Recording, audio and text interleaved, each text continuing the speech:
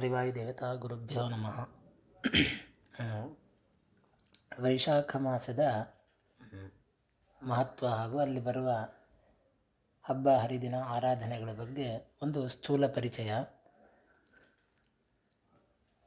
ವೈಶಾಖ ಮಾಸ ಅಂತಂದರೆ ಪರಮಾತ್ಮ ಹಾಗೂ ಪರಮಾತ್ಮನ ಭಕ್ತರು ಅವರ ವಿಶೇಷವಾದಂತಹ ಒಂದು ಆರಾಧನೆ ಮಾಡುವಂತಹ ಮಾಸ. ವಿ ಅಂದರೆ ಪರಮಾತ್ಮ, ಅವನ ಪರಮಾತ್ಮನ ಶಾಖ ಅಂತಂದರೆ ಅವನ ಅವತಾರಗಳು, ನರಸಿಂಹ, ಮತ್ಸ್ಯ ಇತ್ಯಾದಿ ಅವತಾರಗಳು. ಮತ್ತು ಶಾಖ ಅಂತಂದರೆ ಅವನ ಒಂದು ವಿಶೇಷ ಅನುಗ್ರಹ ಮತ್ತು ಅಂಶ ಆವೇಶಕ್ಕೆ ಪಾತ್ರರಾದಂತಹ ಭಗವದ್ಭಕ್ತರ, ಜ್ಞಾನಿಗಳ, ಯತಿಗಳ ಒಂದು ಮಾಸ ವೈಶಾಖ ಮಾಸ. ಈ ವೈಶಾಖ ಮಾಸದಲ್ಲಿ ಮೊದಲು ಬರುವ ಒಂದು ವಿಶೇಷವಾದ ಹಬ್ಬ ಅಂತಂದರೆ ಅಕ್ಷಯ ತೃತೀಯ. ಅಕ್ಷಯ ತೃತೀಯ ಅಂತಂದರೆ ಬ್ರಹ್ಮದೇವರು ಈ ಮನುಷ್ಯ ಕುಲಕ್ಕೆ, ಈ ಮಾನವ ಕುಲಕ್ಕೆ ಸಂಬಂಧಪಟ್ಟ ಧರ್ಮದ ಕಟ್ಟುಪಾಡನ್ನು ಸೃಷ್ಟಿ ಮಾಡಿ ಹೀಗಿರಬೇಕು ಅಂತ ಅವರು ಅದನ್ನು ಉದ್ಘೋಷಣೆ ಅನೌನ್ಸ್ ಮಾಡಿದಂಥ ದಿನ, ಪರ್ವಕಾಲ ಈ ವೈಶಾಖ ಶುಕ್ಲ ತೃತೀಯ. ಇವತ್ತು ನಾವು ಏನೇನು ಆಚರಣೆ ಮಾಡ್ತೀವಿ ಧರ್ಮ ಕಾರ್ಯಗಳನ್ನು, ಅದೆಲ್ಲವೂ ಕೂಡ ಅಕ್ಷಯ ಫಲವನ್ನು ಕೊಡುತ್ತೆ ಅಂತ ಬ್ರಹ್ಮದೇವರ ವರ ಇದೆ. ಆದ್ದರಿಂದಾಗಿ ಈ ದಿನ ಸೂರ್ಯೋದಯದಿಂದ ಹಿಡಿದು ಸೂರ್ಯ ಅಸ್ತದ ತನಕ ನಾವೇನಂತಂದರೆ ಇದನ್ನು ಅಕ್ಷಯ ತೃತೀಯ ಅಂತ ಕರೆಯುವ ವಾಡಿಕೆ ಬಂದಿದೆ. ಇದರ ಬಗ್ಗೆ ಒಂದು ಚಿಕ್ಕ ಕಥೆ ಸ್ಕಾಂದ ಪುರಾಣದಲ್ಲಿ ಇದೆ. ಏನಂತಂದರೆ, ಬಲಿರಾಜ ಅವನು ಇಂದ್ರದೇವರನ್ನು ಸೋಲಿಸ್ತಾನೆ. ಇದರಿಂದಾಗಿ ಸೋತ ಮೇಲೆ ನಾಚಿಕೆಯಾಗಿ ಏನು ಮಾಡ್ತಾರೆ ಇಂದ್ರದೇವರು ಅಂತಂದರೆ, ಮೇರು ಪರ್ವತಕ್ಕೆ ಹೋಗಿ ಅಲ್ಲಿ ಮರೆಯಾಗಿಬಿಡ್ತಾರೆ. ಯಾರಿಗೂ ಕಾಣಿಸದೇ ಇದ್ದಾಗ ಬೃಹಸ್ಪತಿ ಆಚಾರ್ಯರು ಆದೇಶ ಮಾಡ್ತಾರೆ. ಆವಾಗ ಎಲ್ಲ ದೇವತೆಗಳೆಲ್ಲ ಅಕ್ಷಯ ತೃತೀಯ ದಿನ ಇಂದ್ರದೇವರನ್ನು ಮುಂದೆ ಇಟ್ಟುಕೊಂಡು ಜಪ ತಪ ಯಜ್ಞ ಯಾಗಗಳನ್ನೆಲ್ಲ ಮಾಡ್ತಾರೆ. ಅವತ್ತು ಅಕ್ಷಯ ತೃತೀಯ ಆದ್ದರಿಂದಾಗಿ ಅವತ್ತು ಮಾಡಿದ ಕರ್ಮದಿಂದಾಗಿ ಮತ್ತು ಇಂದ್ರದೇವರಿಗೆ ಅಕ್ಷಯ ಫಲ ಪಡೆದು ಅವರು ಪರಮಾತ್ಮನ ಪ್ರೀತಿಯಿಂದಾಗಿ ಮತ್ತೆ ತಮ್ಮ ಪದವಿಯನ್ನು ಏರಿದರು ಅಂತ ಒಂದು ಈ ಚಿಕ್ಕ ಕಥೆ ಅಕ್ಷಯ ತೃತೀಯದ ಬಗ್ಗೆ ಸ್ಕಾಂದ ಪುರಾಣದಲ್ಲಿದೆ.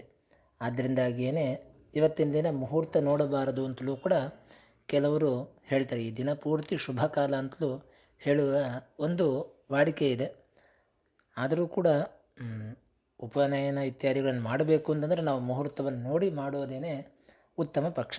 ಒಟ್ಟು ಈ ಅಕ್ಷಯ ತೃತೀಯ ದಿನ ನಾವು ಇಷ್ಟು ಆಚರಣೆಗಳನ್ನು ಮಾಡಬೇಕು. ಅರುಣೋದಯ ಕಾಲದಲ್ಲಿ ಎದ್ದು ತಣ್ಣೀರಿನಲ್ಲಿ ಅವಗಾಹನ ಸ್ನಾನ ಮಾಡಬೇಕು.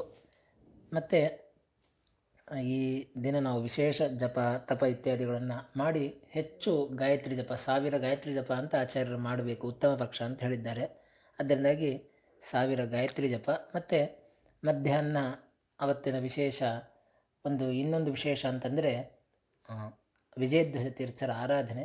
ಅವರ ಒಂದು ಆರಾಧನಾ ನಮ್ಮಿಂದ ಆದಷ್ಟು ನಾವು ಮಾಡುವ ಆರಾಧನೆ ಅಂತಂದರೆ ಅವರು ವ್ಯಾಖ್ಯಾನ ಮಾಡಿರುವ ಭಾಗವತದ ಪಾರಾಯಣವನ್ನು ಯತ್ಕಿಂಚಿತ್ ಮಾಡಬೇಕು. ವಿಜಯಧ್ವಜ ತೀರ್ಥರ ಬಗ್ಗೆ ಮುಂದೆ ತಿಳಿಯೋಣ. ಮತ್ತು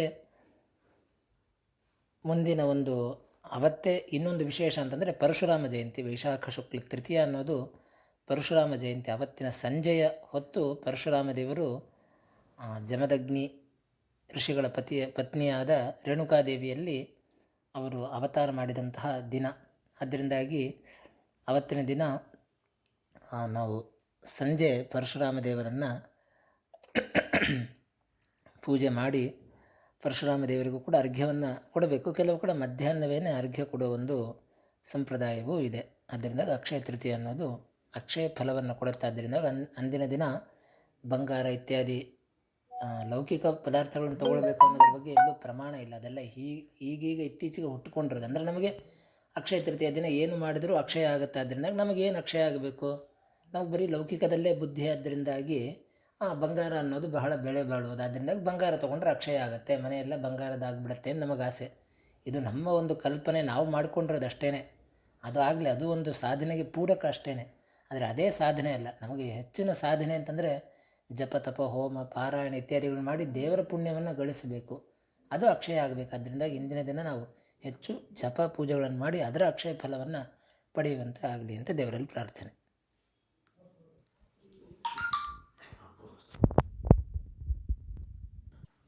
ಮತ್ತು ಇಂದಿನ ದಿನ ಇನ್ನೊಂದು ವಿಶೇಷ ಅಂತಂದರೆ ಪರಮ ಭಾಗವತರಾದ ಶ್ರೀಮದ್ ವಿಜಯಧ್ವಜ ತೀರ್ಥರ ಆರಾಧನಾ ಪರ್ವಕಾಲ. ವಿಜಯಧ್ವಜ ತೀರ್ಥರು ಅಂತಂದರೆ ಶ್ರೀಮದ್ ಆಚಾರ್ಯರು ಪ್ರತಿಷ್ಠೆ ಮಾಡಿದ ಉಡುಪಿ ಅಷ್ಟಮಠಗಳಲ್ಲಿ ಒಂದಾದ ಶ್ರೀ ಪೇಜಾವರ ಮಠದ ಯತಿಗಳು. ಅವರು ವೈಷ್ಣವ ಸಂಪ್ರದಾಯದಲ್ಲೇ ಬಹಳ ವಿಶಿಷ್ಟವಾದಂತಹ ಒಂದು ಸಾಧನೆಯನ್ನು ಮಾಡಿದವರು. ಶುಕಾಂಶ ಸಂಭೂತರಂತಲೇ ಪ್ರಸಿದ್ಧಿ. ಅವರು ಇಡೀ ಭಾಗವತದ 18,000 ಶ್ಲೋಕಗಳಿಗೂ ಕೂಡ ವ್ಯಾಖ್ಯಾನವನ್ನು ಶ್ರೀ ಮಧ್ವಾಚಾರ್ಯರ ಭಾಗವತ ತಾತ್ಪರ್ಯ ಹಾಗೂ ಅವರ ಸಿದ್ಧಾಂತಕ್ಕನುಸಾರವಾಗಿ ಬರೆದಿದ್ದಾರೆ.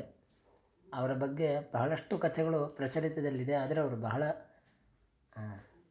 ವಿರಕ್ತ ಶಿಖಾಮಣಿಗಳು, ಮಹಾಜ್ಞಾನಿಗಳು. ಮತ್ತು ಅವರ ಒಂದು ತಪ ಪ್ರಭಾವದಿಂದಾಗಿ ಅವರ ವ್ಯಾಖ್ಯಾನ ಪಾಠ ಪ್ರವಚನಕ್ಕೆ ಮರದ ಒಂದು ಎಲೆ ಶಬ್ದ ವಿಘ್ನ ಮಾಡ್ತಾ ಇದ್ದಾಗ ಅವಾಗ ಅವರು ಬರೀ ಅವರ ಕೈ ಸಂಜ್ಞೆಯಿಂದಲೇ ಆ ಮರ ಶಬ್ದ ಮಾಡಿದ ಹಾಗೆ ಮಾಡಿದ್ದಾರೆ. ಇಂದಿಗೂ ಕೂಡ ಮರದಲ್ಲಿ ನಾವು ಶಬ್ದವನ್ನು ಇದು ಕೇಳೋದಿಲ್ಲ. ಅಂತಹ ಒಂದು ಅವರ ಒಂದು ತಪ ಪ್ರಭಾವ ಇದೆ. ಮತ್ತು ಅವರ ಮೂಲ ವೃಂದಾವನ ಇರುವ ಕಣ್ವತೀರ್ಥದ ಆ ಸಮುದ್ರ ತೀರದಲ್ಲಿ ಏನು ಶ್ರೀಮದಾಚಾರ್ಯರು ಗ್ರಹಣ ಸ್ನಾನ ಮಾಡಿ ಐತರೇಯ ಉಪನಿಷತ್ ಪಾಠ ಮಾಡಿದರು ಅಂತಿದೆ. ಅಲ್ಲಿ ಅವರು ಕೂತು ಧ್ಯಾನ ಮಾಡಿದಂತಹ ಆ ಬಂಡೆಕಲ್ಲಿನ ಮೇಲೆ ಅವರಿಗೆ ಧ್ಯಾನದಲ್ಲಿ ಗೋಚರವಾದ ವಿಷಯಗಳನ್ನೆಲ್ಲ ಬರೆದು ಇಟ್ಟಿದ್ದಾರೆ. ಅವರು ಇಂತಹ ಜ್ಞಾನಿಗಳು 18,000 ಶ್ಲೋಕಕ್ಕೂ ವ್ಯಾಖ್ಯಾನವನ್ನು ಮಾಡಿ ಕಡೆಯಲ್ಲಿ ದೇವರವರು 3ನೇ ಪ್ರಾರ್ಥನೆ ಮಾಡುವುದು. ಅಂದರೆ ಅವರು 3 ಸಲ ವ್ಯಾಖ್ಯಾನ ಬರೆದಿದ್ದಾರೆ ಅಂತ ಪ್ರಸಿದ್ಧಿ. ಮೊದಲನೇ ಸಲ ಅವರು ವ್ಯಾಖ್ಯಾನ ಬರೆದಾಗ ಅದನ್ನು ದೇವತೆಗಳು ತೊಗೊಂಡು ಹೋದರು. 2ನೇ ಸಲದ ವ್ಯಾಖ್ಯಾನವನ್ನು ಋಷಿಗಳು ತಮ್ಮ ಲೋಕಕ್ಕೆ ತೊಗೊಂಡು ಹೋದರು.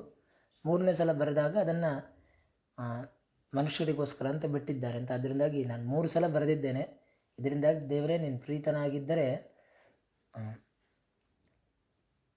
ನನ್ನನ್ನು ಮೊದಲು ದರಿದ್ರನನ್ನಾಗಿ ಮಾಡು, ಮತ್ತು ನಿನ್ನ ಪಾದಗಳಲ್ಲಿ ಭಕ್ತಿಯನ್ನು ಕೊಡು, ಮತ್ತು ಶ್ರೀಮದ್ ಆಚಾರ್ಯರ ಸಿದ್ಧಾಂತದ ಈ ಅಮೃತಪಾನವನ್ನು ಯಾವಾಗಲೂ ಮಾಡುವ ಹಾಗೆ ಅನುಗ್ರಹ ಮಾಡು ಅಂತ ಹೀಗೆ ವ್ಯಾಖ್ಯಾ ಭಾಗವತಸ್ಯ ಕೃಷ್ಣ ರಚಿತಾ ತ್ವತ್ಪ್ರೀತಿ ಕಾಮಾತ್ಮನ ಪ್ರೀತಶ್ಚೇತ್ ಪ್ರದದಾಸಿ ತತ್ಪ್ರತಿನಿಧೀನ್ ತತ್ರೀನ್ ವೃಣಿಷ್ಯೇವರಾನ್ ಪ್ರಾಂಗ್ ನಿಷ್ಕಿಂಚನತಾಂ ತವ ಪ್ರತಿಭವಂ ಪಾದಾರವಿಂದಾತ್ಮನ ಸಂಸಕ್ತಿಂ ಸುಖತೀರ್ಥಶಾಸ್ತ್ರ ವಿಜರಾ ಹಾರಸ್ಯ ಪಾನಂ ಸದಾ ಅಂತ ಹೀಗೆ ಭಾಗವತ ಪೂರ್ಣ ವ್ಯಾಖ್ಯಾನ ಬರೆದ ಮೇಲೂ ಕೂಡ ಒಂದು ವೈರಾಗ್ಯ ಮತ್ತು ದೇವರಲ್ಲಿ ಭಕ್ತಿ, ಆಚಾರ್ಯರ ಶಾಸ್ತ್ರದ ಅಮೃತಪಾನವನ್ನು ಕೇಳಿದಂತಹ ಮಹಾ ಜ್ಞಾನಿಗಳು. ಅವರ ವೃಂದಾವನ ಕಣ್ವತೀರ್ಥದಲ್ಲಿ ಇದೆ. ಆಚಾರ್ಯರು ಚಾತುರ್ಮಾಸ್ಯ ಕೂತಂತಹ ಒಂದು ಪವಿತ್ರ ಸ್ಥಳ. ವಿಭೀಷಣ ಕಣ್ವರ್ಷಿಗಳೆಲ್ಲ ಪೂಜೆ ಮಾಡಿದ ರಾಮದೇವರಿದ್ದಂತಹ ಸ್ಥಳ. ಅಲ್ಲಿ ಅವರು ಒಂದು ಪ್ರಾಣದೇವರನ್ನು ಕೂಡ ಪ್ರತಿಷ್ಠೆ ಮಾಡಿದ್ದಾರೆ. ಅಂತಹ ಜ್ಞಾನಿಗಳು ಇಡೀ ಭಾಗವತದ ಪ್ರತಿಯೊಂದು ಸ್ಕಂದದ ಪ್ರಾರಂಭದಲ್ಲಿಯೂ ಕೂಡ ಆ ಸ್ಕಂದದ ಕಥೆ ಏನು ಅನ್ನೋದನ್ನು ಒಂದೇ ಶ್ಲೋಕದಲ್ಲಿ ಸಂಗ್ರಹ ಮಾಡಿ ಹೇಳ್ತಾರೆ.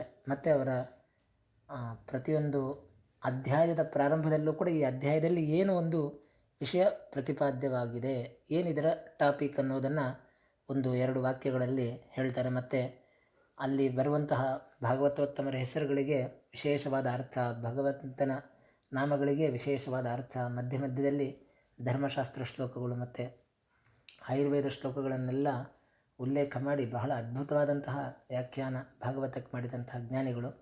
ಅವರ ಅನುಗ್ರಹವು ಎಲ್ಲರ ಮೇಲೂ ಆಗಲಿ ಅಂತ ಪ್ರಾರ್ಥನೆ. ಶ್ರೀಕೃಷ್ಣ ಅರ್ಪಣಮಸ್ತು.